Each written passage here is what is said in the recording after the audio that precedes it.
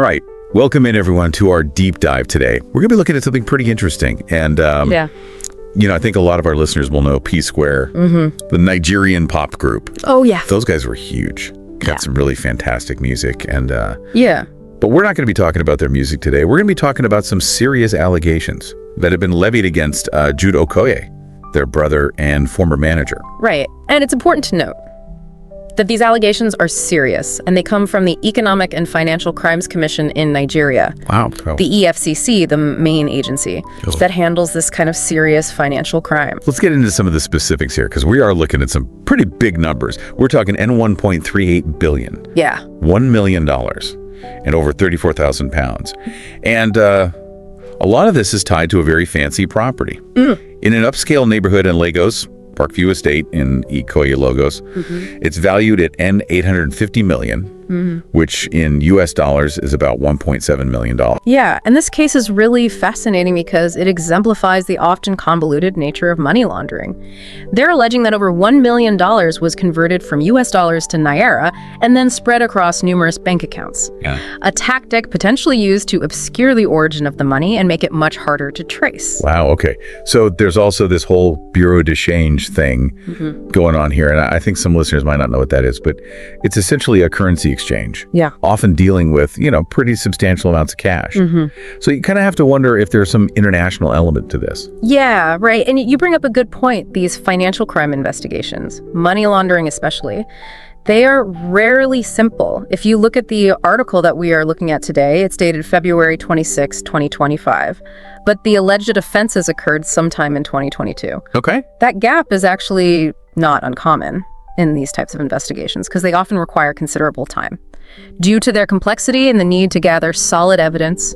Yeah, this part of the story I found really interesting. So Jude Okoye has pleaded not guilty, but his lawyer has made a rather unusual request. Yeah. To have him held in EFCC custody. Okay. Which I thought was strange because, typically defendants would prefer to be in a less restrictive environment. Right. However, the prosecution is pushing for detention in a correctional facility, citing overcrowding at the EFCC.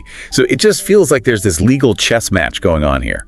It definitely brings up the intricacies of Nigeria's legal system and makes us consider the broader issue of financial crime in the country. Now, the fact that this article appears in the Premium Times, which is a well-respected Nigerian news outlet, lends weight to the seriousness of these accusations. And I think it makes you wonder what this means for the legacy of Psquare, one of Nigeria's most celebrated music groups. It's easy to get caught up in the celebrity element of it all, but this case really brings up some bigger questions about financial transparency, not just in Nigeria, but globally. I mean, the music industry generates billions and billions of dollars worldwide.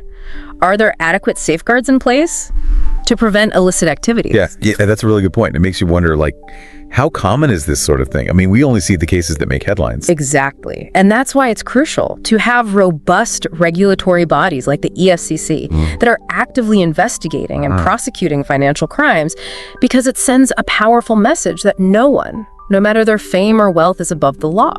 This situation also makes you think about the impact on the victims, in this case. It's unclear if anyone was specifically defrauded.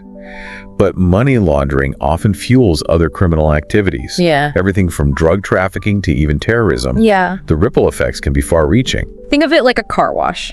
For dirty money, it takes illegally obtained funds and makes them appear clean. Okay. So they can be used without raising suspicion. So this enables criminals to reinvest in their ventures, and it perpetuates a cycle of harm. So what can we as individuals do to combat this? It can feel like such a massive, complex issue. This is where awareness is so vital. By understanding how money laundering works, we can be more vigilant in our own financial dealings. For example, be wary of any offers that seem too good to be true. Okay. Or involve unusual payment methods. Yeah, that makes sense. And, I imagine supporting organizations that promote financial transparency and accountability. Exactly. There are many NGOs and advocacy groups that are working tirelessly to expose corruption and strengthen these regulatory frameworks. Okay. Supporting their efforts can make a real difference. So it's interesting to think about the implications for the Nigerian music industry as a whole. If Jude Okoye is found guilty, Could this lead to stricter regulations or increased scrutiny of financial dealings in the industry? It's certainly a possibility. This case could very well be a catalyst for reform. Right. And, prompt these industry stakeholders to implement stronger internal controls. Right. And adopt, the best practices for financial management. Yeah, that would be a positive outcome. But it is a reminder that even industries that are known for their creativity and, entertainment can be vulnerable to this sort of thing. You're absolutely right. No industry is immune. And that's why it's essential to have these open conversations, raise awareness, and hold those in positions of power accountable. This deep dive has been really interesting. Really opened my eyes to the complexities of money laundering and, just the wider implications it has for society. It really is a powerful reminder that financial crime isn't just about numbers. It's about people. It's about systems. It's about, the potential for harm. And it underscores the importance of, staying informed and being critical thinkers. Yeah. Especially in a world where information can be so easily manipulated. We need to be discerning consumers of information, question assumptions, and actively seek out those multiple perspectives. Okay, so let's kind of shift gears a bit here and talk about the potential fallout for Psquare. And they're fans. Their music has brought joy to millions of people around the world. Does this tarnish their legacy? That's a question only each individual can answer. For themselves. But it really does highlight, the often complex relationship between the art and the artist. We can still appreciate the music that Psquare created, while acknowledging the seriousness of the allegations against Jude Okoye. It forces us to think about how we view celebrities and their actions. And it's important to remember that he is innocent until proven guilty. Absolutely. We cannot jump to conclusions. But this case serves as a reminder that even those that we admire can be involved in activities that contradict our values. It's a sobering thought. It really makes you think about, the responsibility of celebrities and those in the public eye. Do they have a higher obligation to act ethically because of their influence? That's a tough question. Some would argue that with fame comes greater responsibility.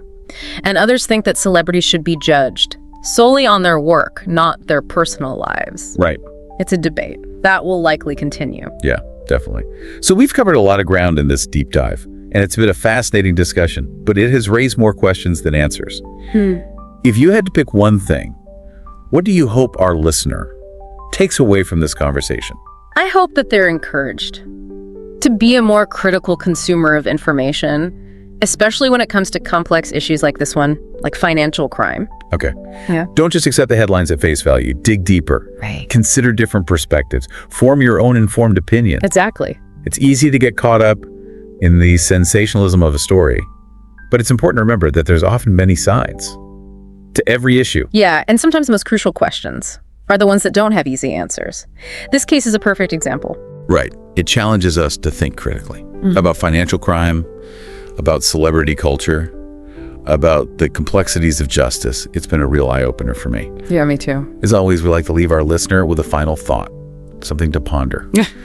So with this case, with its mix of music and money, and allegations of wrongdoing, it really could be the tip of the iceberg. Are we seeing a pattern of financial misconduct in the entertainment industry as a whole? That's something we're going to keep our eyes on, and we encourage you, the listener, to do the same. Please ensure you like and subscribe to my YouTube channel. See you next time.